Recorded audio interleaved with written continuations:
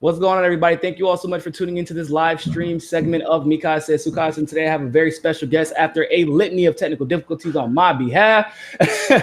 Today I have Sham Sharma. What's going on, Sham? How you doing? I'm good, man. Thanks for having me on. Nah, thanks for coming on. I appreciate you having me come on your show. So every time some black guy gets killed in the street by cops, or every time Black Lives Matter holds a demonstration, they always call on me, the black guy, to come on to their show and talk about it. So now I'm about to pull one of them.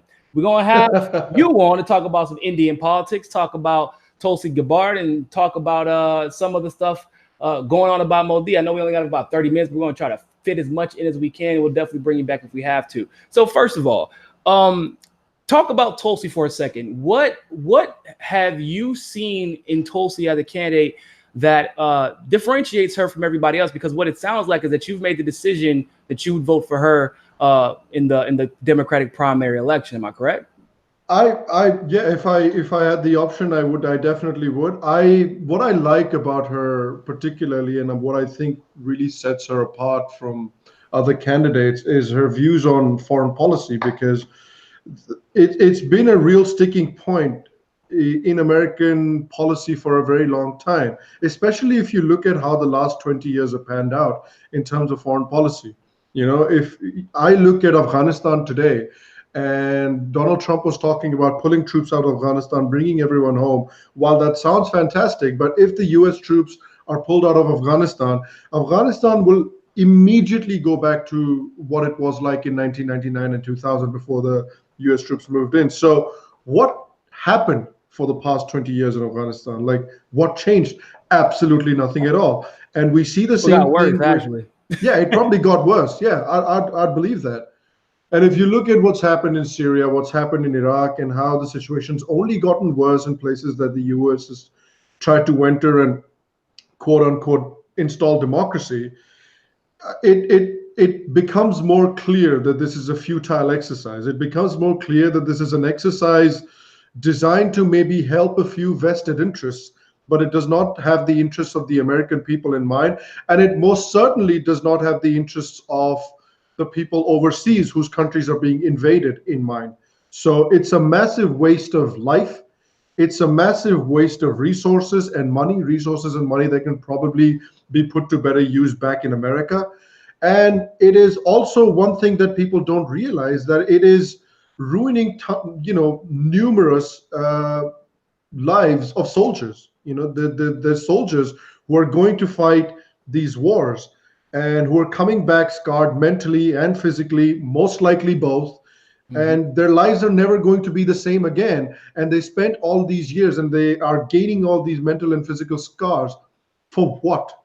To make some companies even richer than they already are. And yeah. And I, as a veteran, I can attest to that. Yeah. A lot of my friends came back, and my closest, my best friends that I grew up with, one of them couldn't even, after what happened in Libya, he was in the Navy. He couldn't even hold his daughter for about a year. Wow. He's very, very good father, was always there, but he would never be alone with his daughter for more than a couple of hours. Even though he was back at home, he actually told the daughter to live with the mother until he could get his mental stability back, because he knew what we were doing was wrong. Yeah. That launch on Syria, for example, brought back a lot of bad memories for a lot of my close friends. And so when we're talking about mental scars, the mental scars that lead to, like, maybe you left Iraq unscathed physically, but eventually, unfortunately, as we've seen suicide numbers skyrocketing, it'll catch up to you eventually. So one of the main criticisms of Tulsi, it's a weird one because it's not something we've heard in the past, but I think that we've had this type of criticism against JFK because he was a Catholic, right? So it's like different religion, but same concept. Is the world ready for its first Catholic president? It was a really weird thing. But it was a thing nonetheless. One of the biggest criticisms of Tulsi is basically her Hindu faith. Like it seems to be that's what it's centered around.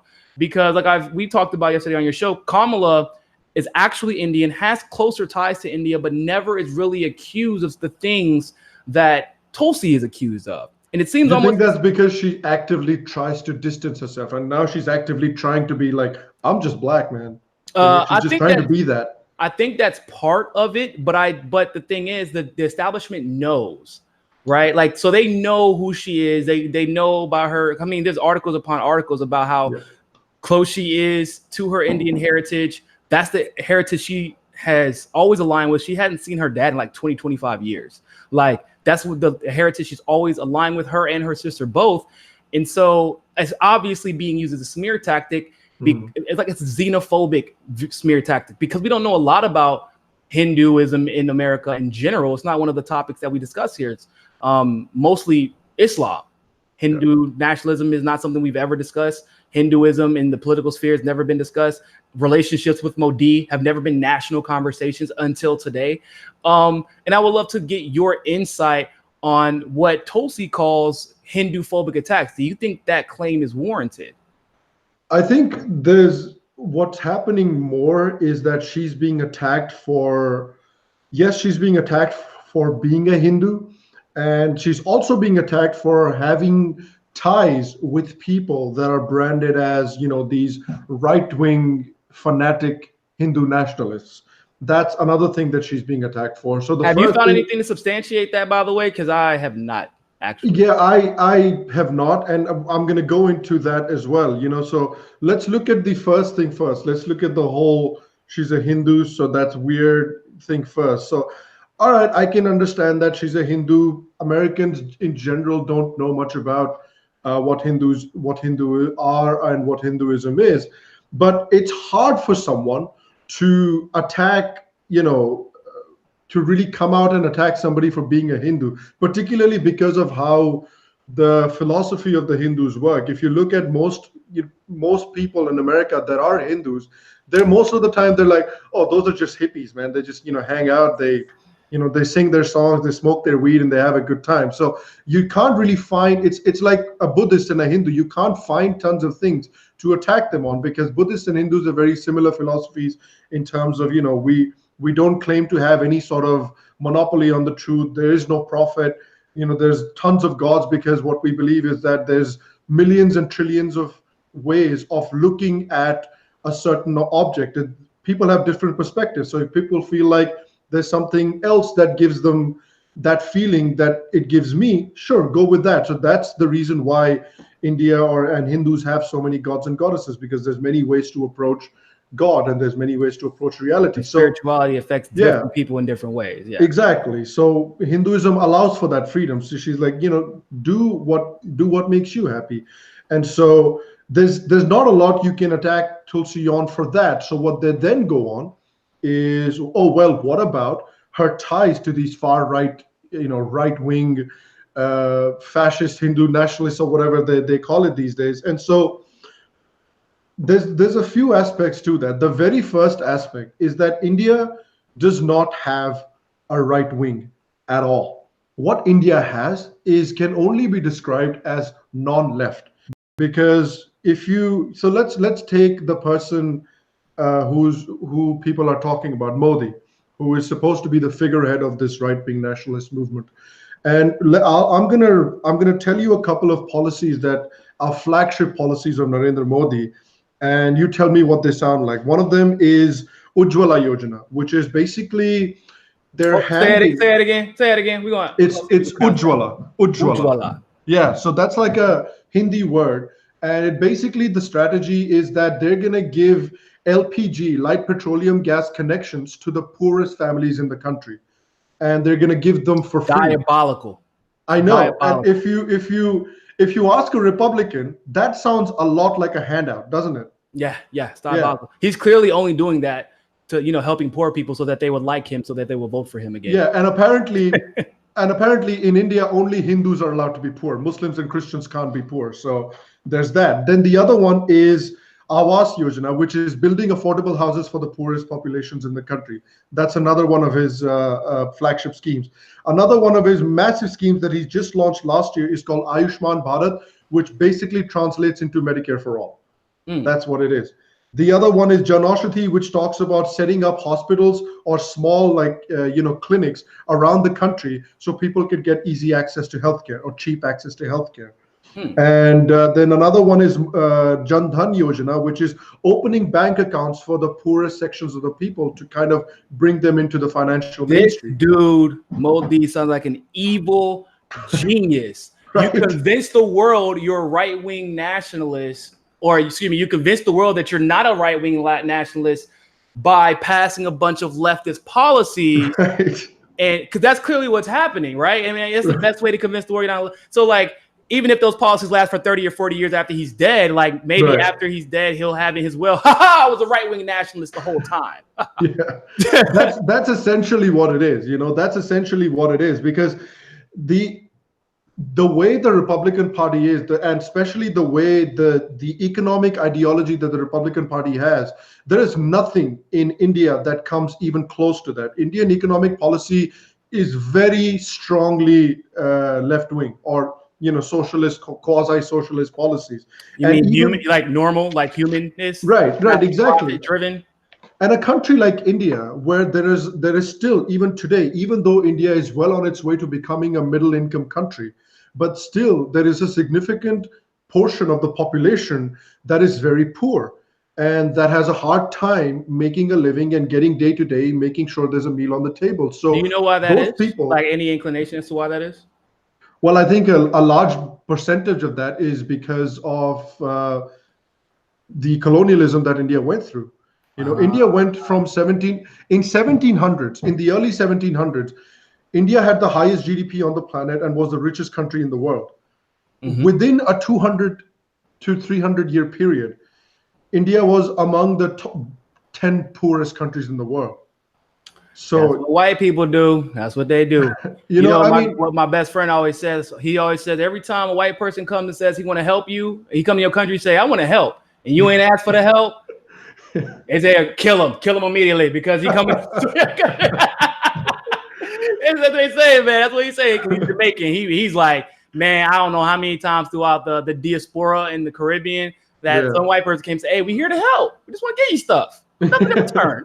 Yeah. So, okay, that makes sense. There's always something in return. So, when India gained independence in 1947, over 50% of India's population was like diabolically poor.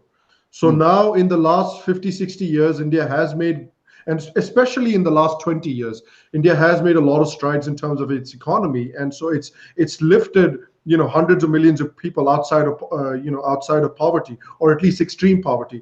But there's still people who are in that extreme poverty area, close to 20, 25 million people. So those people need help.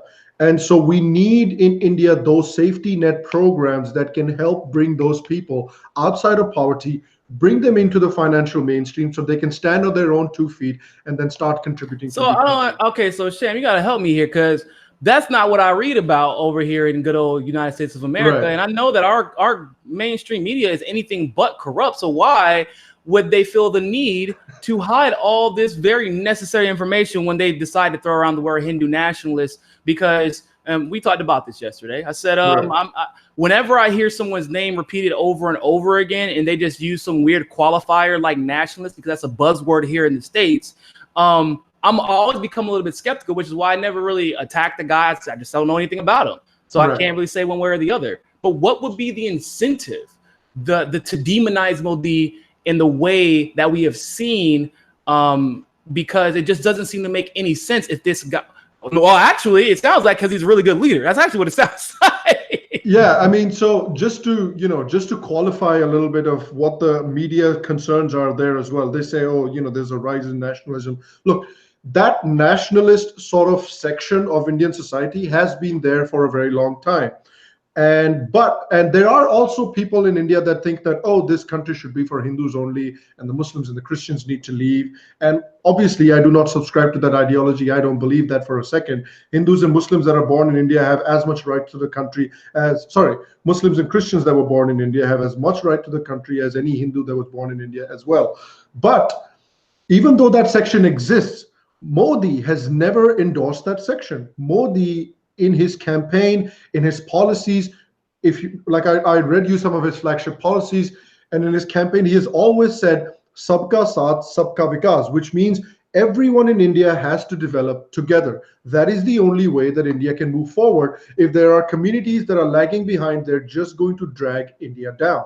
So the only way that India can progress as a country is that everyone develops, hence the inclusion policies that I was telling you about. So, and now we come to the whole aspect of why does the media say this? Was one of the major things that was true for the media, at least before 2014, was that the media, or at least some of the big sections of mainstream media and some of the more senior journalists or the more big journalists in the country were very close with the previous government. So they used to get, they used to get invited to all those fancy government parties. Whenever the previous prime minister was heading overseas, the governments would get seats in the private planes and they would fly out with them. And there was a lot of perks involved. U.S. empire to me. Sounds par for the course here. Right, exactly. And now all of that is gone. There are no more private jets. There are no more private parties that you're being invited to. Now you're just being treated like any other journalist out on the street. And so your privileges are gone, and that's not nice, right? You can't have that. We need them. We need those jets back. We need those private planes back. We need those foreign trips back. Wow, that's pretty enlightening, because it's starting to sound like Modi is almost some kind of like Tulsi a little bit. Basically, they've made a decision like, okay, so you're not going to appease the elites. You're not you're going to take away all of our privileges. You're going to make us like the normies, and I'm sure that there are some Hindu elitists who are like, why won't you demonize the Muslims? And then probably some Muslims like, why aren't you harder on the Hindus and the elite side there? And so they all basically have decided, we're just going to all attack them so that the people hate them. But it seems like it's not working. It's not. And he's been in 2014, he came to power with an absolute majority, which sounds like, oh, okay. But in India, that is an incredibly rare thing. India has like hundreds of political parties, and very few times has it happened that political parties are able to come to power on their own. They always have to come to power in a coalition. But Modi, because he came with that message that enough of this elitism of the media, enough of this, only certain people get the benefits of the media and get the benefits of the government.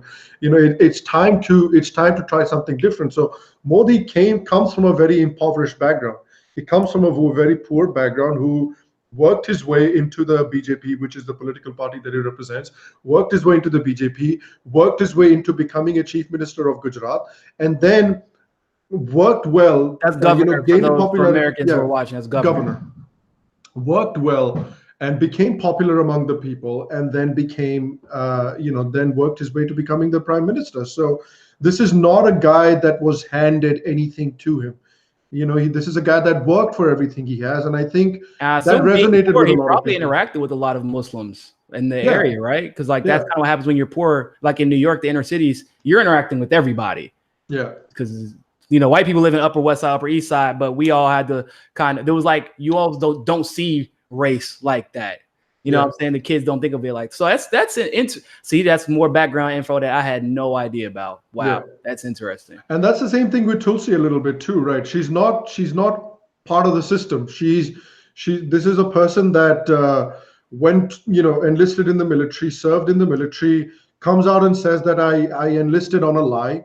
And she wants to change the system because she's tired of the lies. She's tired of the status quo, and she wants to change the status quo. That's resonating with people, and people that want the status quo to remain, it obviously makes them very uncomfortable. Yeah, that's 100% true. And so, oh man, that's crazy. Like, I'm just like, because like I said, I hadn't even heard of him outside of him just being prime minister. That's all I knew about him. And then I've heard people who were Muslim, some like despised him to kind of like to the point where it made me uncomfortable. I'm like, okay, you haven't really said anything about him other than the fact that he's Hindu and you believe he's perpetuating Hindu, nationalist type of attacks and propaganda and things like that. I hadn't read anything in international news about it, which is the only time I take somebody's opinion seriously in America. I go to look at international news, see what they say. Most of the outlets in Europe haven't said anything about that. Most of the outlets in the Middle East haven't said anything about this. And the interesting thing about the foreign journalists as well, that there are some foreign journalists that have a bias against him, but then there are also a lot of foreign journalists who get all their information from Indian journalists about India, because they obviously do not go to India and do the ground research themselves. They're sitting here in the US, and so they reach out via email or via phone call to these Indian journalists. And they say, hey, man, what do you think about Modi? And then the Indian journalists tell them something. And obviously, these guys don't go and do their own research and confirm it. They just say, all right, you're an Indian journalist, we'll believe you. Write out an article from fallacy of authority, man. Fallacy of authority. They just like, oh, you're Indian, so it's if that was the case, then when Simone Sanders the other day basically defended Joe Biden on the crime bill, all black people were like, well, man, if Simone said it, she's black, of course. Like, it's so if journalists are if there is as good or as bad as American journalists, then I can understand how some journalists could be legitimately misled in the States. So and like I said, it's the people that I've noticed. It's kind of like here, right? So in Miami, we have a big thing with Cubans and Venezuelans because of the Maduro, the Fidel era and the Maduro situation in Venezuela as we currently speak. So we have been lied to about Cuba. And I didn't even realize how bad it was until I was 26, 27 years old. Wow. And if you came to Miami, you would think that 90% of Cubans were white. And yeah, you would think that. And you would be kind of confused because when you found out that they were giving grants, they were giving loans, they were being approved for housing, schooling, they had given automatic citizenship. I was like, hold on, I thought that's not how we treat Latinos in America. That's kind of weird. And they are the richest Latin group in the world. Really? Cubans, Miami Cubans specifically. So that means they had to be getting help from somebody for some specific reason. I didn't know what the reason was, so I did my research and found out that these were all the people who had belonged to the prior regime, which is the Batista regime, and he was an American asset. He was literally put in place by America to maintain segregation. He ran a sugarcane cartel between here and Cuba. We were such allies that we ended up defending. We like Spain tried to come back and colonize Cuba, and we like, nope, we need that money. So like it turned out that the only way you could be wealthy in Cuba at the time was to be white and to be part of that cartel in some way, form, or fashion. Like politically, business-wise, you had to be implicated. So then, in order for them to not retaliate, we gave citizenship automatically to all the white Cubans, and most of them were allowed over here specifically because they were white. Like it was, and they had family members, they had the means to get here, they had the means to escape. And then, so now Cuba's 70% black. Fidel was for some reason, even though he was this evil human being, never overthrown, never any attempted coup. Then you have 99% literacy rate, 50% male, 50% female legislature, most progressive legislature in the world, actually. And they discovered the cure for lung cancer, put it in an inhaler. They have the best medical school in the world. Like, and you start to figure out, like, man, every single time that America has told me somebody's just unequivocally bad, and that person keeps rising stays in power with a smile on his face, it's almost as like maybe we shouldn't trust journalism in the media as much. Yeah, and it's a really sad situation, when you're in a situation where you're not able to trust the media, because that's why they're there. That's the whole job, that you report the news accurately. I mean, that's the whole point. And sadly, the situation has gone to a point where the media has moved from its position of, all right, our job is to report what's happening accurately, to now the media believes that our job is how to create an opinion. That's our job. How do we create an opinion, and how do we propagate that opinion, through the people? That's what I feel like most media outlets are involved in now. So, and that brings you to a situation today where more than 70% of the country, at least in the US, is saying that we've drastically lost our faith in the media. Well, what else did you think was going to happen? Yeah. Because nobody believes anyone anymore. So I know you have to get running soon, but I did want to ask you. I have another 45 minutes. I was talking 12 my time. So okay, cool. Yeah, so we're good. So good stuff. So do you know around what percentage of Muslims voted for Modi in the last election? I think A relative the number is around 15%. 15%. Yeah. So 15% of, was it 8 million? Is it 8 million Muslims in? No, there's a lot more than that. There's I know that 13% of the population. They're around close to anywhere between 15 to 19% of the population. And India's population is around 1.3 billion now, which is insane. And so, yeah, my math isn't very good. So it's a pretty large number. So okay, that's, but I mean, just for even, because when you're talking about just the raw numbers of Muslims that voted for him, because they don't make up that much of the population as it is. It's kind of like in the same way here. The black vote can really only turn an election if we all vote in the same way. If we're split at all in a general election, then we don't really affect the outcome that much. Yeah, so, Muslims also in India tend to usually vote as a bloc. Yeah, I mean, it's kind of like, it's what we do, or not we, but basically everybody. So but once he gets in office, do you know like relatively what his approval rating is amongst that particular demographic?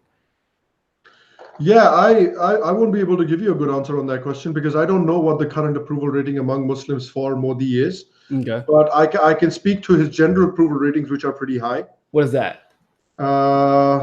Let's look at that. Because right now, what we're looking at, I was looking at of the exit polls. So right now, the elections have just concluded. Oh, really? They've just finished the results. It's going to come out on the 23rd. So a lot of people are looking at the exit polls.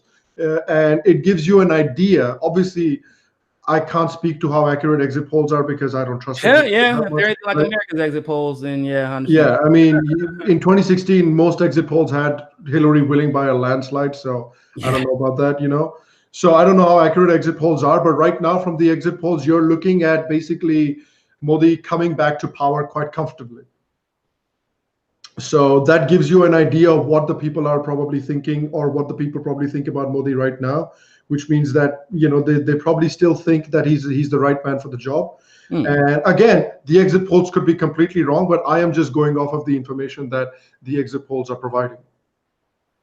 So, by the way, if anybody wants to ask Sham a question specifically about like Modi or Indian politics or whatever, make sure you drop a super chat. We can get that question asked to him. My question would be, so what is Modi's, like, because I'm like trying to understand what the big problem is with because the neoliberals, like Obama loved Modi, Kamala loved Modi, or loves Modi, I should say. Like the neoliberals in the States love him. The neocons don't really say much about him, but when have they ever been known to talk to brown people at all? So I'm trying to understand. So what's his position on foreign policy and India's role in foreign policy? Well, I don't think India still, even at this point, sees itself as a major global player. What India sees itself as is an agent of peace in at least in its own neighborhood. Because India exists in a very contentious neighborhood. When you're neighbors with Pakistan and China, it's not roses and butterflies every day. So it lives in a very contentious neighborhood, and we've already seen Pakistan's role in destabilizing the region, particularly Afghanistan and Kashmir, and how it's supported insurgent movements, supported terrorism in both of these countries. And so what India looks at its role, at least in terms of foreign policy, is to help stabilize its immediate neighborhood, help stabilize Kashmir, help stabilize Pakistan, help stabilize Afghanistan, and create an atmosphere where countries like Iran and Afghanistan are stable and they're able to grow their economies and people can come out of poverty and people don't feel the need to pick up a weapon and go kill infidels. So wouldn't that be in direct conflict with America's foreign policy, though? Well, the current American foreign policy, probably, yeah. But, because I've heard Trump also say that, we want to see a stable Afghanistan. We want to see a stable Middle East. Yeah, exactly. I mean, it might well be a lie, but I've heard at least Trump say it. So my goal is, I completely agree with you at the moment that the foreign policy that exists right now and how America operates in outside of the US, it's incongruent to the to Indian goals of stability. I think it's incongruent to global goals of stability, because these kinds of actions only lead to unstable countries. And so hopefully, the hope obviously for India and for any other country that's hoping for stability in its area is for some kind of a change in American foreign policy, where we can move away from these interventionist policies. I'll see, because I'm in. It sounds to me, just from our conversation, a little bit of research I've done about his foreign policy, is that like he just doesn't want to make enemies at this point, because he seems so focused and concerned on bringing the impoverished out of poverty in India, that like he's going to take whatever economic help he can get, and he's not going to interfere with anyone's economy or anyone else's war, because like he's like, we don't even have the resources. It seems like morally we don't have the resources to take care of our own people to the degree I would like to see right now. So like, how dare I even think that I would interfere with someone else's war, someone else's economy? Exactly right. So that's the and I wish our country would think a little bit more like that. And so I'm curious, because I don't know if you've done any research on I know that India's relationship with Pakistan has always been, a little bit tumultuous. And but America's relationship with Pakistan has always been, for the most part, I mean, I don't want to say good. They've just been our bitch for a while. So they basically do what we tell them to. They've always wanted to feel accepted by us for some reason. I don't know what it is. But the weird thing also is that, like, with Pakistan-US relationship, it hasn't made sense to me, at least for the past 20 years. It made sense to me in the 70s when the relationship kind of started, because India at that point, was behaving a lot like a secular socialist nation. It had very close ties with the USSR. So the US maybe realized that we need a counterweight in the region. But now that situation has changed completely. India is a liberalized economy, a democratic country that elects one of the best functioning democracies in that whole region. And so I don't understand the United States relationship with Pakistan being the same right now the way it was in the 70s, because Pakistan gives, or at least used to give, the United States used to give Pakistan a lot of money in aid, and they say, well, this money is to Pakistan to help us fight terrorism. But Pakistan was not using that money to fight terrorism. It was using that money to build nuclear bombs. It was using that money to train more terrorists. It was using that money to build compounds for people like Osama bin Laden, and he was living right next to army headquarters. So like, this is a country that's been playing this double game with you for decades. When are you going to learn? When do any of the terrorist organizations in those types of countries ever learn? Taliban had to learn the hard way. Al-Qaeda. Well, I'm talking about the United States. Like, when is the US going to learn that this is not a beneficial relationship for Well, it's beneficial for the US, because from what I understand about our foreign policy with Pakistan is that Pakistan doesn't start acting up until we betray them again. Right. So like, then they do stupid things, and then it looks really bad. Like, how can the US keep partnering with them? But it's because, like, for the same, so Saddam figured it out the hard way. You make a deal with the devil, eventually you got to give your soul. And that's what happened, right? Because we used Saddam to attack Iran for oil, and then Iraq decided, you know what, we want Kuwait. And then what happened? We literally started, not only did we go into Iraq, we started, or not Iraq, it was Desert Storm. So we went out there. Some of us went to Iraq, but mostly we were in Kuwait, and we were literally using depleted uranium on them. And then, so I don't know if you ever heard of Cody Snodgrass. He was a former CIA asset. He came out with this tell-all book. It's insane. The stuff in that book would probably keep you up at night, but it's a very informational book. Then it closes a lot of the gaps in American foreign policy. He was talking about the fact that, so we were using Agent Orange in Vietnam as a test. A lot of Vietnam was basically a testing ground for chemical weapons. That's what we used it for. Same thing with Cambodia and Laos. We then created a more synthetic version of Agent Orange that could be easily controlled. And that's what anthrax was, actually. Wow. So we gave it to Saddam to use on Iran, and then Saddam used it on us. And that's why, if you remember the time frame, around the same time anthrax got quote unquote popular again, or excuse me, when it first came into the light, it was around either the end or it was a couple of years after or right at the end of Operation Desert Storm. Right. Because our soldiers were coming back with it. And so they made it seem like, oh, it's just this random disease and it's just a really weird coincidence again. But it was never a really weird coincidence. It was karma, basically. And one of the reasons that we had to ramp up vaccines for soldiers and for here were because there was a $1 trillion lawsuit that was taking place. And so my point is, against the Clintons, by the way, but my point is that our foreign policy is such that it seems like India, it would have benefited them for other alliances, right? Because America's foreign policy has basically either mimicked or perpetuated Great Britain's foreign policy. And we already know how Great Britain sees India as the trophy that got away, basically.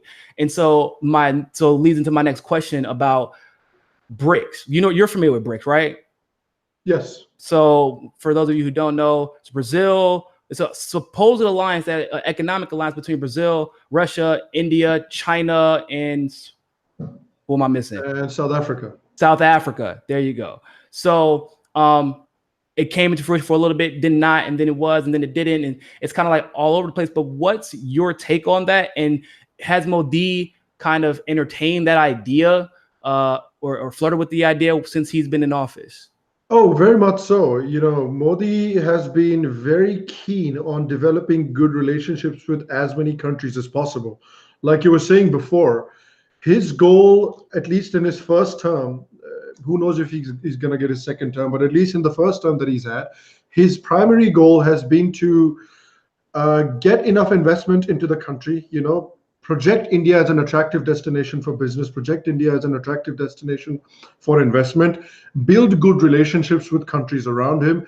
And he, one of I think his major wins in terms of foreign policy is that he's been able to build good relationships with countries like Iran, countries like Saudi Arabia and Israel all at the same time.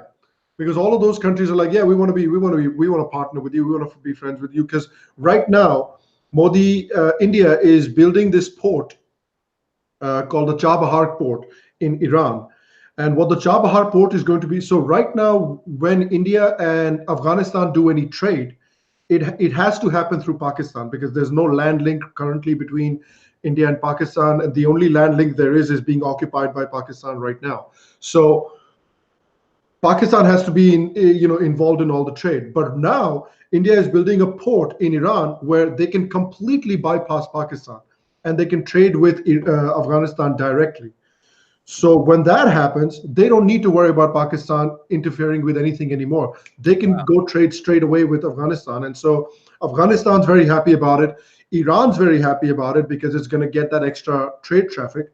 India's obviously happy about it because they don't have to deal with Pakistan anymore. So it's good for the entire region.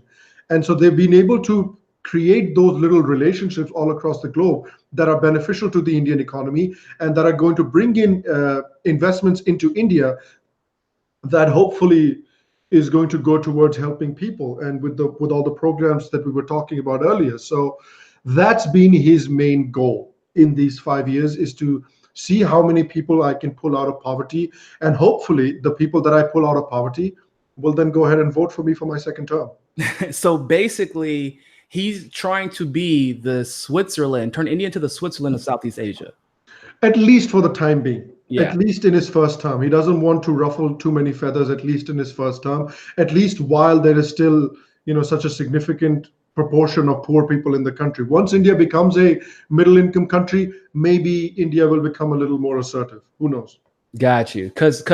So the reason I asked is because unless I misunderstood you, you said that Sure. he does work with Israel, but he also works with Iran. Right. But he also, what I see, most people probably would take that as, no, I can't like him at all. But what you said was like, first of all, Israel is still powerful.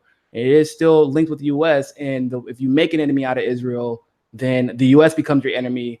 And I know India is right now trying to progress trade relations and other economic relationships with the U.S. as we speak. So I could see why you would want to make sure that you keep them not necessarily as an ally, but you don't necessarily want them as an adversary right now at all, because it could be problematic for you. So I actually feel like that's actually a great thing in the region, because everything in the region other than India seems to be, this is my ally, this is my enemy, this is my ally, this is my enemy. Even Americans are now waking up to it, because at first, for some reason, they thought that they were just all like happy-go-lucky. Oh, it's the Middle East and Southeast. They all love each other, and it's not like that. There are allies within the region, and it's usually based off of alliances with the U.S. And so I'm glad to see that that it seems like he's putting the people before his pride. Yes, and ego. Man, it's a lot. Learned a lot about this guy, and it doesn't seem like he's an evil dude. Not gonna lie, it just logically doesn't. He's like a lot of other leaders. Like he's made mistakes. Like he's had a couple of policies, which was one of his other flagship policies was called demonetization, where he got rid of a lot of cash from within the system, because a lot of terrorist activities and a lot of corruption in India gets funded through cash. So what he tried to do was try to switch India over to a more electronic-based payment system rather than a cash-based payment system, because right now a large chunk of India's economy is cash-based, and a lot of that is black money. So he was trying to get rid of that, and the implementation of that was probably not the best. So some people did suffer because of that, because of how quickly he tried to change the payment system over. But then behind it, I think there was still a good idea, and behind it, I think there was still a good intention. Yeah, because you can have good intentions and still things go wrong, but like I feel like the intent still holds, and the policy may need to be adjusted. It doesn't necessarily mean it was wrong, because it is. You won't find out something like that is wrong, but at least I feel like, in my opinion, it takes a stand saying, I'm not going to put up with terrorism, and I'm not going to put up with our government, at least not trying to do something about it. And it's nonviolent. Whereas America spends money to try and defeat the boogeyman. Y'all are like, look, we're not going to allow our dollars to be spent on funding terrorism, but we're not going to just go to Afghanistan to fight terrorism in India. It doesn't make any sense. Maybe he could talk to some of our leaders. But it seems like the guy really has a strong moral compass. I'm not gonna lie, it's been a little interesting hearing all the smears against him, and I've always been skeptical of them. One of the reasons I grew skeptical, outside of the fact that the smears were coming from places like the Daily Beast and know, and then the right never touched it, which was also weird to me, because I'm like, are y'all gonna like step in? Is it true or is it not? Usually they have some type of weird spin on it. They wouldn't touch it at all. Because, like you said, there is no right wing in India. Maybe identitarians, but not right wing policy wise. So, but when I watched your video, I think it was like maybe the very first Tulsi video you've ever done, where you were describing the incident with the train, I think. I was like, it's crazy. I didn't know it was fact or fiction. I can only take your word for it, but I'm like, that sounds exactly like something that would happen in the States. Where there was a riot, and the families or the people who were involved in initiating it, we don't ever hear from them anymore. It's just the leaders from either side, the journalists from either side, the politicians from either side, and we never really get down to the truth. If you don't mind, can you break down, because that discussion to this day, I've been on Facebook and Twitter, and that argument gets brought up. It's like, oh, that race riot or that religious riot that happened, and it wasn't in Kashmir, was it? No, it was in Gujarat in 2002. Okay, yeah. So like that topic. It's because I think that's the only one that our mainstream talks about for whatever reason. Gets brought up a lot. So can you explain and break down what happened, how it got distorted, how the media manipulates it, and how that happens really throughout the country, and what the real problem was that doesn't get talked about? So let me give you a background of how that riot began in the first place. And what happened was, there was a bunch of Hindu pilgrims that were coming back from a pilgrimage on this train called the Sabarmati Express. And while they were parked somewhere, while the train was parked somewhere, it was stopped somewhere, a bunch of Muslim fanatics came out and set the train on fire, set one of the compartments of the train on fire, and 59 people, including men, women, and children, were burnt alive. So they couldn't get out of the train and they were burnt alive. This violence elicited a very violent response from within the Hindu community as well. And this is what led to the riots. And the allegation that was made against Modi after these riots happened was that he's the one that instigated the riots, he's the one that encouraged the riots, and he did absolutely nothing to stop the riots or to quell the riots. And so numerous special investigative teams were set up, and these were set up. So this is interesting to know. These were set up by the government that was in power, which is the other party to the BJP, the Congress party. So these special investigative teams were set up by the Congress party to investigate Modi. They did not find any evidence that was supporting these claims. Then the Supreme Court got involved, and the Supreme Court did not find any evidence at all that supported the claims that people were making, that he encouraged the riots and this and that. So he got exonerated. Court, like the special investigators, actually were from the previous administration. Yes, who did like and does not like Modi. Right. The previous investigation, that does not like Modi, and they didn't find anything. The Supreme Court didn't find anything, and so rather than being like, all right, well, we've looked into this thoroughly, so I guess it's not true what we're saying. Rather than doing that, they doubled and kind of tripled down on this whole. Oh no, he's totally a murderer. Well, why? Well, cause man, didn't you see he murdered all those people? Well, the law says, and all the investigation said, found absolutely no evidence of this whatsoever. Oh no, but he killed those people. It was kind of like that. And so I've seen that before. That's what was being held up against him, and he's been called all sorts of names. But what is interesting to me is that was not the only religious riot that has happened in India. India has a, particularly between the Hindus and the Muslims, particularly because of the history between the Hindus and the Muslims and how the Hindus were treated when the Muslims were ruling the country. There hasn't been true peace and reconciliation between those two communities. So India has had these incidents before, and 60 out of the 70 years of India's independence, the Congress party has governed India. And there have been dozens, if not hundreds, of these kinds of religious riots that have happened under the Congress party's watch. But for some reason, is the Congress party like dominantly Muslim? Are they mixed, or what's? Oh, they're a dominantly sort of Hindu. They're run by those Hindu people that act like they care about the minorities. Tea Party. No, they're basically like the Democrats, where they're neoliberal. Gotcha.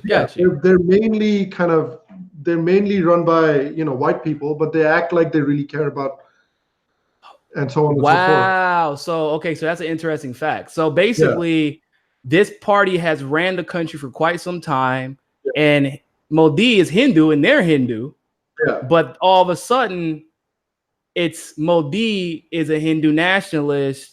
And they're the ones who are the saviors. Yes, that's how they view and I'm it. sure at some point they probably try to play on the fact that Modi is darker than those Hindus. Because they use we use buzzwords like Hillary Clinton is a Democrat and Obama's a Democrat, but she made a lot of racist campaign ads. Right. So wow, that's a huge factor that I never even considered. I thought the Congress party may have been maybe mixed or Muslim, but it's basically nah.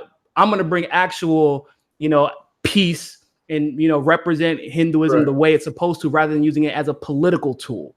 Right. And so, the Congress party has governed over so many of these riots, but no journalist has ever said that the Congress party is responsible for this riot, or whoever the prime minister was of the Congress party is personally responsible for those riots. They've never held the Congress party to account on all of these riots. One of those riots, major riots, happened in my dad's hometown, and he knew people that died in those riots. But for some reason, the leaders of the Congress party are never held accountable. But Modi, despite the courts finding absolutely no evidence of his involvement, Modi is to this day said that they talk to him like he's a mass murderer. They refer to him as a mass murderer, which I find incredible. You know what? And we have to be careful about perpetuating that. That's why I didn't even like even when I was talking about Tulsi in the beginning, and I was like, even if I don't like calling him a Hindu nationalist, I say even if he was, it's irrelevant to Tulsi, but I don't like perpetuating that idea because we saw what happened with Assad, right? I don't know if you heard, but like in the last 3 to 4 days, there was a huge breaking story that the OPCW, they basically were withholding information that there was literally no proof, no way that those chemical weapons could have come from the Syrian government. And in fact, they said that it looked like they placed the chemical weapons, like they were put down by someone nearby. Even more interesting, the OPCW was proven wrong, and guess who proved them wrong? People inside the OPCW. Whoa. It was a leaked document from inside the OPCW, and I kept telling people, I said, y'all keep believing the OPCW, but who put the OPCW together? The Security Council for the UN. Who runs the UN Security Council? The US. So like, I'm not just going to I said, just wait, be patient, because I have a feeling things nowadays, especially because it's so easy to leak the truth. Now we have a man who our mainstream is pushing to call a war criminal, but we just found out that he didn't do anything. But we found out somebody did. They wouldn't place blame, but they did say they absolutely could not place blame on the Syrian government because the original story was that they launched them from like helicopters or some shit like that.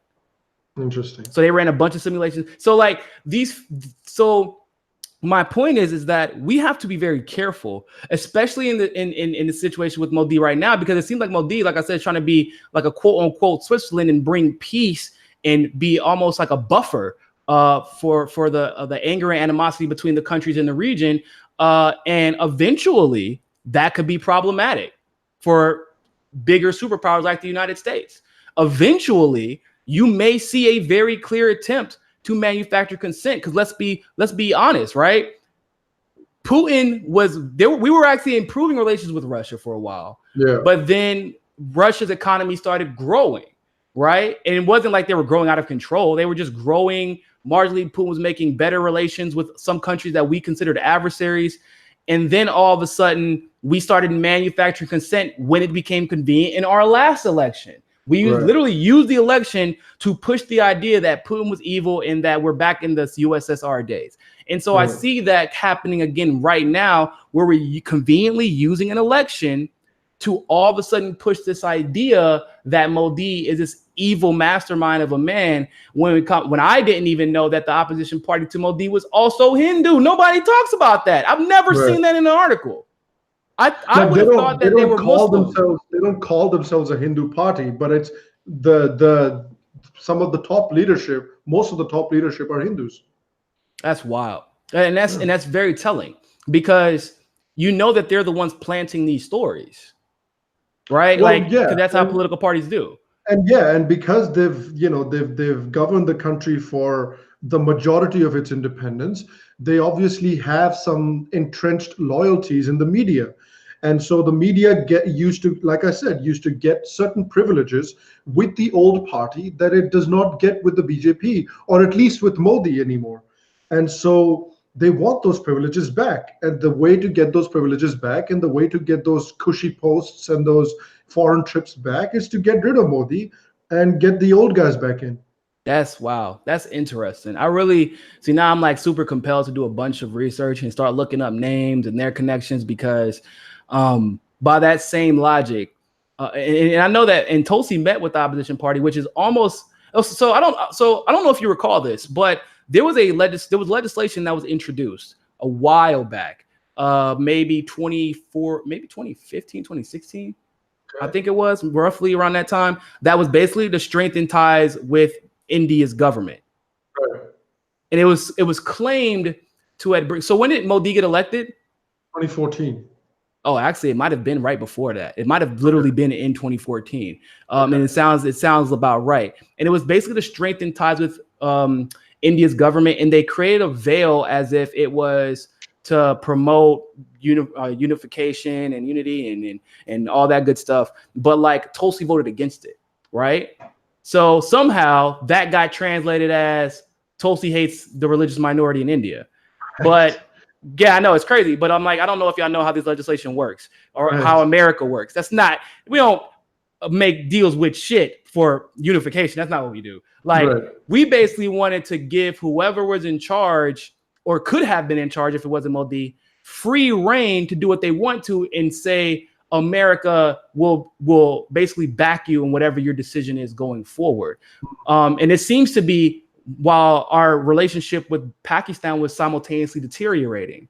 And so we were trying to find another ally in the region. So I was curious, I don't know if you were familiar with that legislation.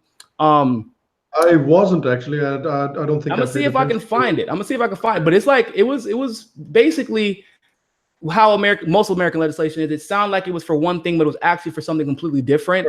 And Tulsi voted against it, which people were kind of weirded out. I'm like, because for one, it's two things, right? Because either way, the people in charge were Hindu. So I'm like, why would she vote against it if she supposedly is like part of this Hindu nationalism, wants to use America? Like they were calling her a splinter cell, a sleeper cell. Like she was here to unite America and make us a Hindu fascist country. And I'm like, well, that doesn't make any sense. Why would she vote against that? And it's because it's consistent with her ideology. We shouldn't be involved in their politics. Yeah, because that's totally what Hindus want. In like 10,000 years of history, Hindus have never invaded another country, ever.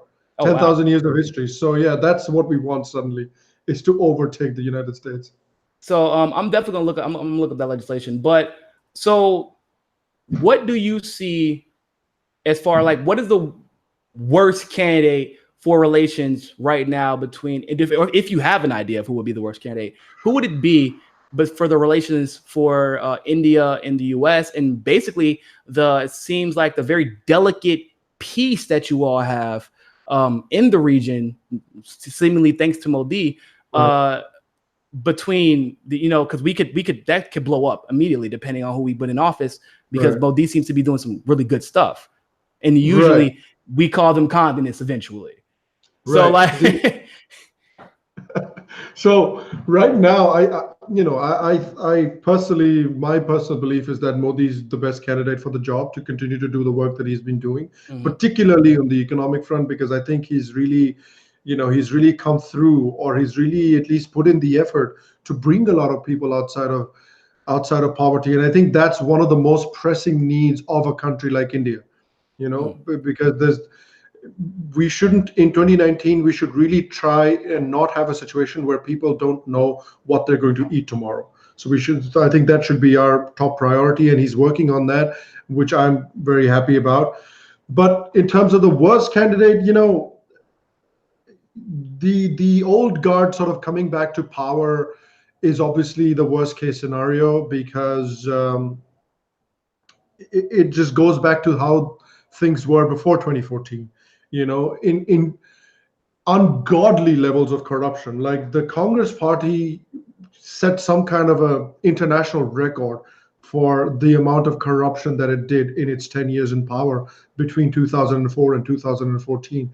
It was insane, the amount of corruption that they came up with. And the kind of religious inequality that the Congress party propagated as well was not something that belongs in a democracy, because a democracy basically means that everyone should be treated equally, and I understand that you have to grant certain protections to certain groups that have been historically disenfranchised, and I am completely for that, but not more than that.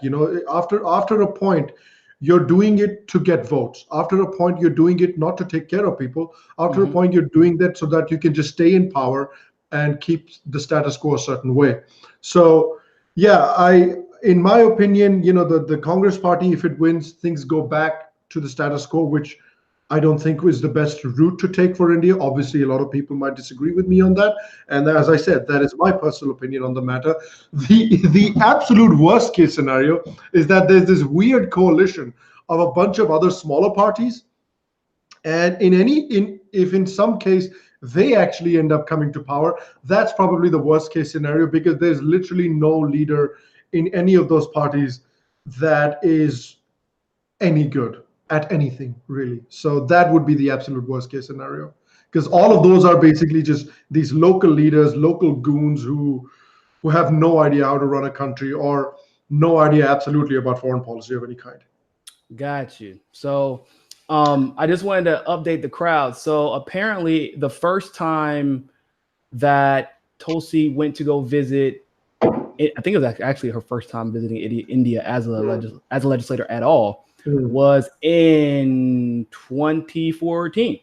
Oh, wow. Like I think, right? She said they said she told an interviewer that we failed to. It was weird how they put that all in one sentence. They were like, she went to go visit in 2014, and during her visit to India, she said that she thinks that the U.S. has failed to defeat radical Islamic extremism. And I'm like, I mean, all that's technically factually true. So I'm not really sure but it's weird that they said, like, they put it in the context of while she was on a visit to India in the year that Modi got elected.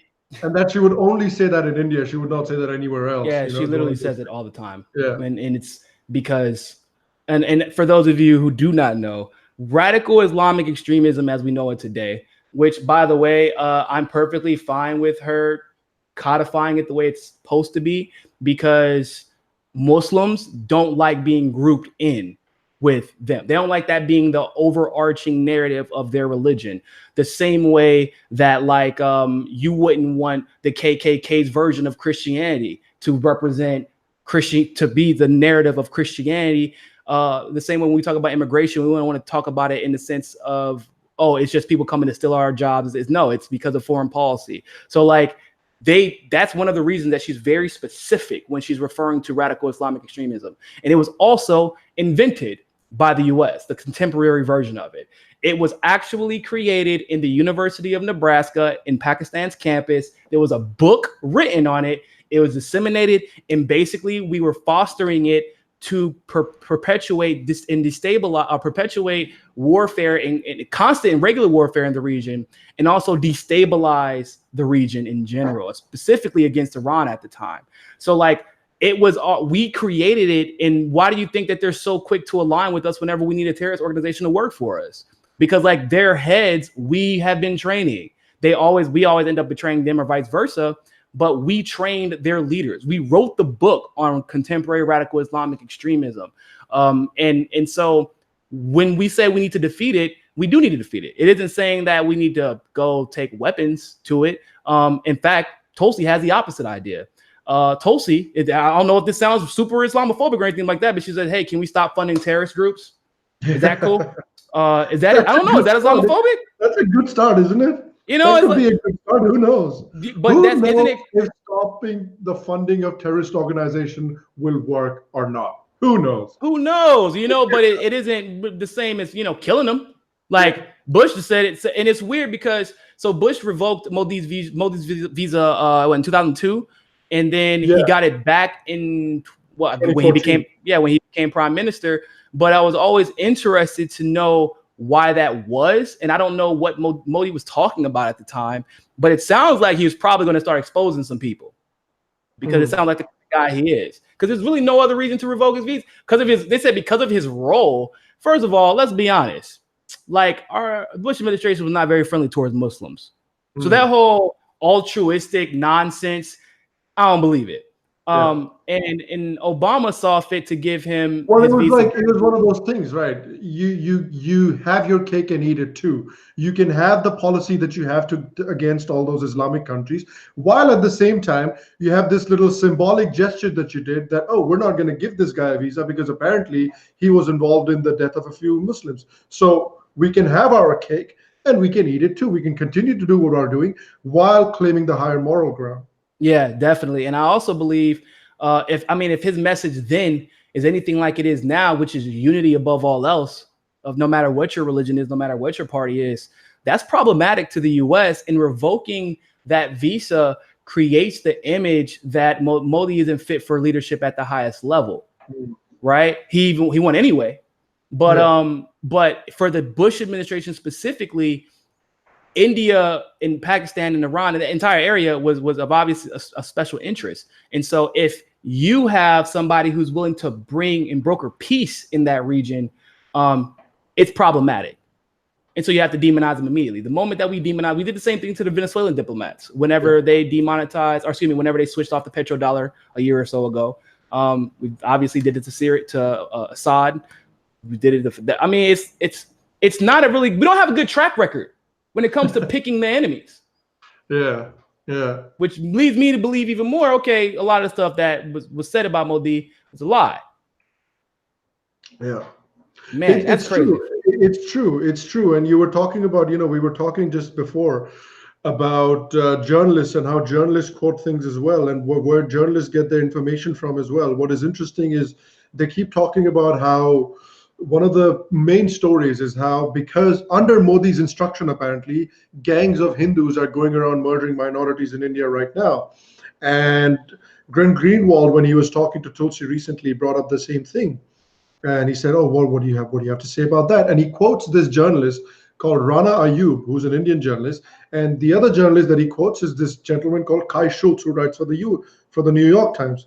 And both of these journalists, if you look at the sources that they've quoted to make these claims, it's absolutely insane. They've quoted, and we talked about this yesterday, they quoted these two organizations called IndiaSpend and FactChecker.in. And I would really recommend your guests to go to IndiaSpend's website, to go to FactChecker.in's website, and look at the methodology of how they collect that information. Once you actually go and look at the methodology and how it collects that information, it's going to blow your mind, because they say we collect our information by doing Google searches, and we only look at the English language results.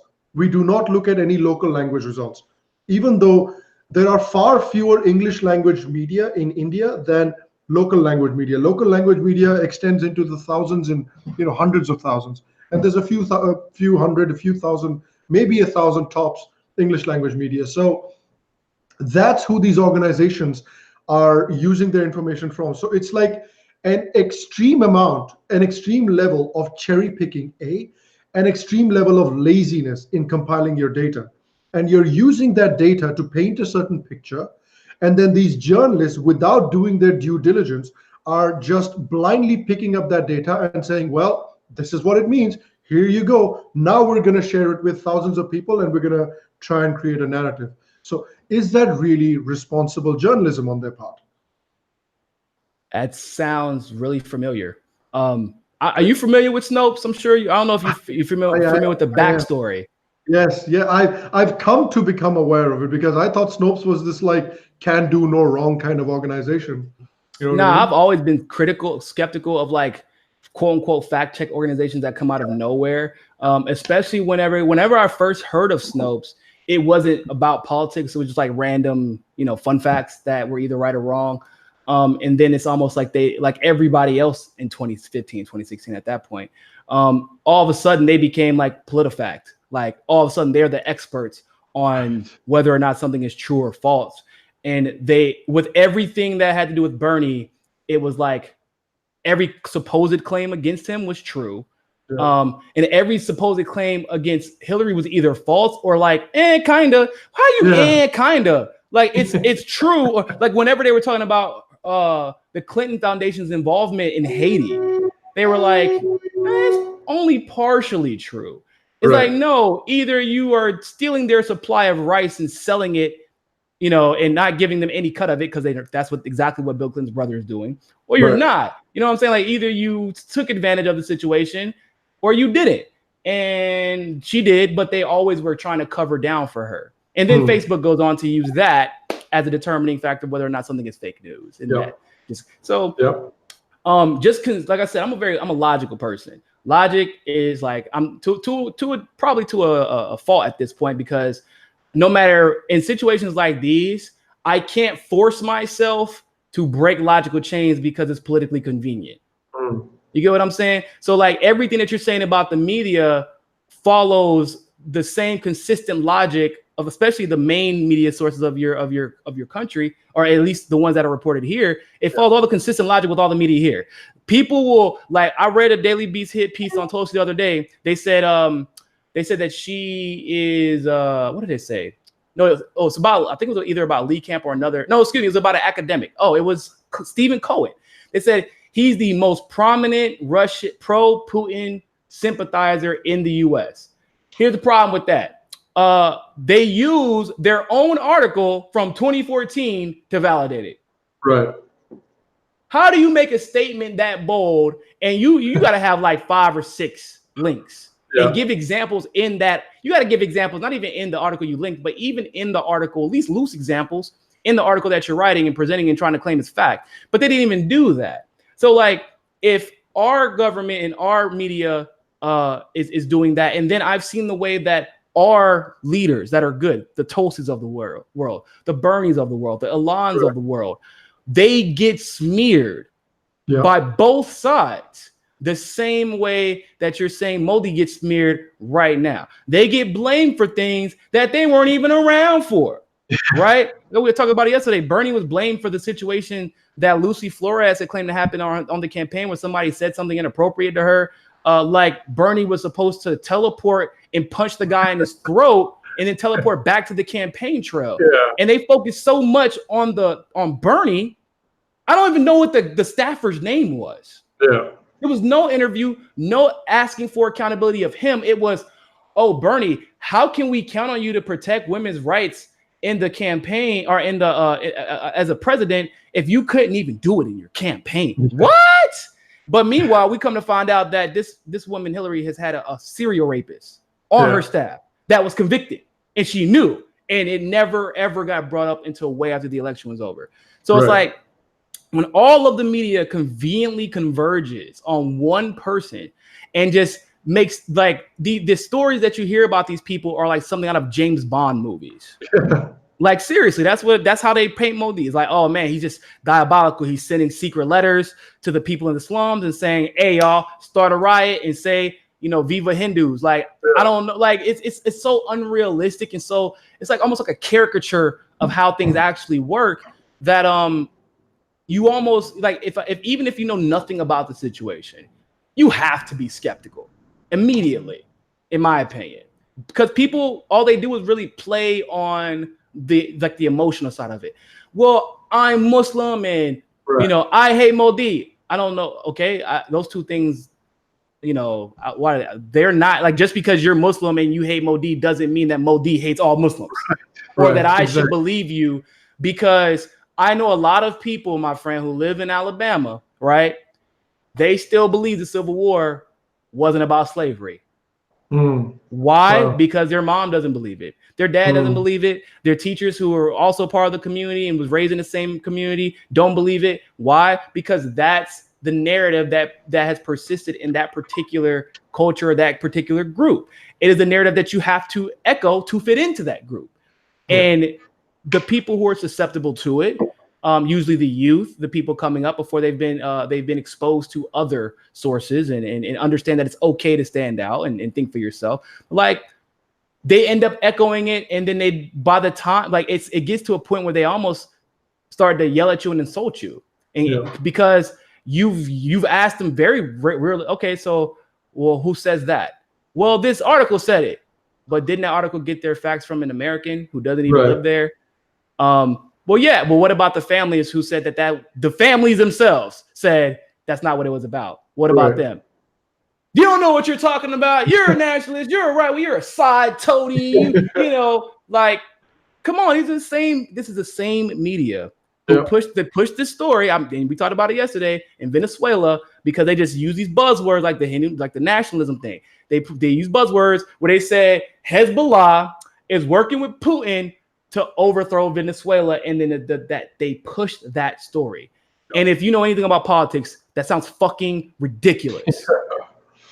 So I don't want to take up any more of your time, but I really, really appreciate you coming on the show and clarifying all these things. I know we talked about it a little bit yesterday on my show or your show, but I definitely wanted for you to come on and talk to my audience, because a lot of them are Tulsi supporters. A lot of them are Bernie supporters that do like Tulsi, and they do not like the fact that she's being smeared as a Hindu nationalist. And so, because she it's not like she even went, like hasn't even said anything quote unquote pro Modi. Like even if she, so that wasn't even a logical conclusion to have to begin with. But even still, I feel like there's a bigger issue that needs to be talked about that I probably will start talking about now, thanks to you, which is that we should not allow somebody who's bringing universal health care building up banks in poor communities, building affordable housing across the country, to be smeared based off of nothing other than, well, somebody said it. Yeah. And somebody believes it. Yeah. So, like those are the first steps into manufacturing consent for regime change. Yeah. And India does have a lot of potential. And if they form the right allies at the right time, America could see them as a potential threat, especially because the real problematic party that led to India being as impoverished as it is no longer in charge. Yeah. So I really appreciate it. You have anything else that you wanna tell to the crowd, whether it be your Twitter, your YouTube channel, and like any final words about like just what you would like to see going forward in our election? Yeah, I mean, thanks for having me on. First of all, it was a really fun chat, man. It was really good talking to you. It was really good to talk about these issues because I usually am not able to, sit down with someone and actually discuss these things. So it was really fun to do that. And yeah, I would just say to people, that look into these things a little bit deeper than you already would. I feel like most of the people that watch your show probably already know that, as given what's happened, in American politics and in American journalism over the past 4 or 5 years at least. People have an idea that we need to maybe not take people's words at face value, especially the more mainstream journalists. We have to look a little bit deeper into that. And that's what I would say. When you hear those smears against Tulsi Gabbard that she somehow supports these crazy far-right nationalists, look into it. Is that actually true? Or is it just so-and-so quoting so-and-so, quoting so-and-so? And it's like this nice little circle jerk. Everybody quotes each other, and it's just a quote loop. So nobody goes out of that loop. This guy says something, and this guy says something, and then this guy says something, and then it comes back to that original guy. That's the problem that we're living in. We need to break out of this, circle jerk and try and find the information for ourselves, is what I'd say. Oh, sounds okay. So, before you go, you probably should hear this. I found the resolution. I found it. It was actually introduced by a Republican in 2013. Oh yeah, so it's about to get interesting. This is a summary.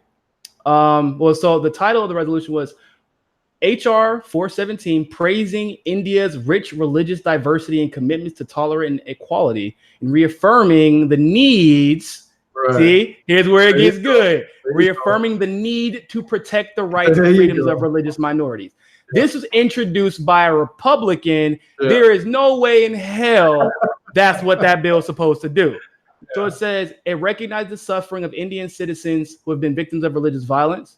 It calls for religious freedoms and related human rights to be included in the United States-India strategic dialogue. Right. And for such issues to be raised directly with the federal and state government officials. So, and then it goes on to talk about the representatives share the opinion of the Department of State. It's 2013. Who's Department of State? Come on, people. Who is Department of State? Hillary. There we go. We want to quote. We're going to use Hillary's assessment. Okay. Yeah. So the U.S. Commission of International Religious Freedom and the Gujarat government has not adequately pursued justice for the victims of religious violence of 2002. They're literally using 2002. Yeah.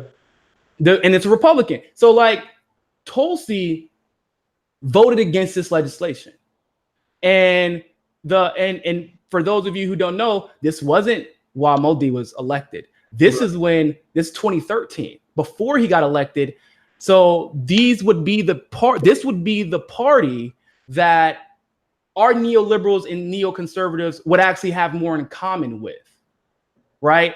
So like they're basically we're trying to give our government and theirs a symbiotic relationship and use the plight of the religious minority to kind of put a cloak over the real relationship that they wanted to foster. And this is a good way to do it so that you don't create international rumbles in the communities, because they're gonna be like, oh hell no, we know what this is. Yeah. Especially because you knew who was in charge at the time. Yeah. So once again, keep in context, Pakistan was still kind of somewhat a little bit of an ally of ours. And so this is damn near saying that it's almost like we were trying to break relations with Pakistan. Yeah. And we had switched up on them, which is probably why they started betraying us as well. And so I think it's super important to look, calls for Gujarat and other Indian states with anti-conversion laws to repeal such legislation. Is that a thing? Is that was it anti-conversion laws? Is that a thing? Yeah, it's basically what's happening was that some of the evangelical churches were pouring millions and millions of dollars into India to convert people. And more often than not, they use very fraudulent means to convert people. Money. Yeah, money. They'll say, hey, if you convert, if you become a Christian, we'll give you so much money. Or they'll straight up target the poor people who are illiterate, and they'll lie to them about what Christianity really is, and they'll say, "Oh no, it's basically the same thing that you guys do, just a little bit different. So come over to our side." And they'll target people who have been caught in natural disasters like earthquakes. So they call them anti-conversion laws, but what it probably is more like, no, you Western evangelical churches can't come in and pour a bunch of money into poor communities to try and deceive people. Is that like anti? How would you know? Like, I'm a Christian now, so am I going to jail? Is that like that's how it works, or is it like there has to be some exchange? Yeah. There has to be. It has to be fraudulent.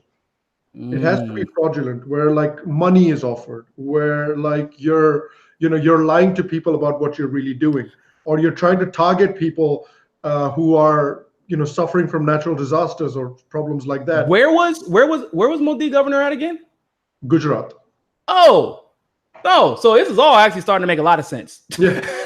Yeah, and it completes the loop, doesn't it? Yeah, man. They kind of telegraphed their their plans. Yeah, wow. So it seems like Modi was the one standing. He was standing up for every. Because because they don't say like it's a. They will have you believe, which they go out of their way not to talk about, that we're trying to protect the Muslims there, because that's where everybody believed the beef was. But what it really was is that what we always do, right, was we use our evangelical churches and pour millions of dollars into communities, and that is part of U.S. imperialism. Yeah, because you're quicker to assimilate, you become quote unquote grateful to them, and it rolls downhill from there. Yeah. I'm assuming Gujarat's huge, and so if they could successfully convert a good majority of that population.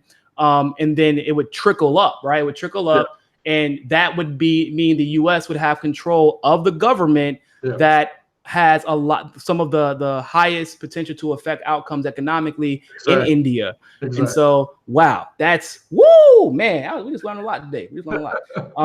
That's huge, man. And I didn't know that, and so that, man, of course, I should have known. And so Tulsi, by the way, back to the original point, because people were so upset by this. Tulsi actually just helped religious minorities in India. Right. She didn't hurt them. Like, that's what I think that people kind of weren't getting. I'm like, if I know Tulsi, and it was funny because a person in LA, before we go, a person in LA was protesting outside of her rally, huge rally, great. And, they were protesting and saying that she voted, and they came up to me and I asked, what's the problem, man? What's going on? He said, if she is tolerant, why did she vote against legislation to better the relations between India and America? I was like, bro, have you lived in America long? He was like, no. I said, well, tell me what the legislation said. I don't know. I said, now listen. You don't gotta trust me, but I've been in politics a little bit, for a little bit, and I've studied legislation a lot.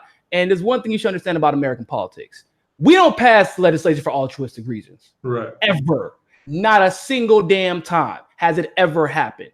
Right. Like, we still have pushback on Medicare for all, and not only is it the morally right thing to do, but it is literally more affordable for our government, and they still won't pass that. So like this idea that you have gotten, which is probably propaganda, that this legislation was to strengthen relations. No. What it was going to do was probably create a symbiotic relationship between our government and yours, and it was probably before Modi got in power.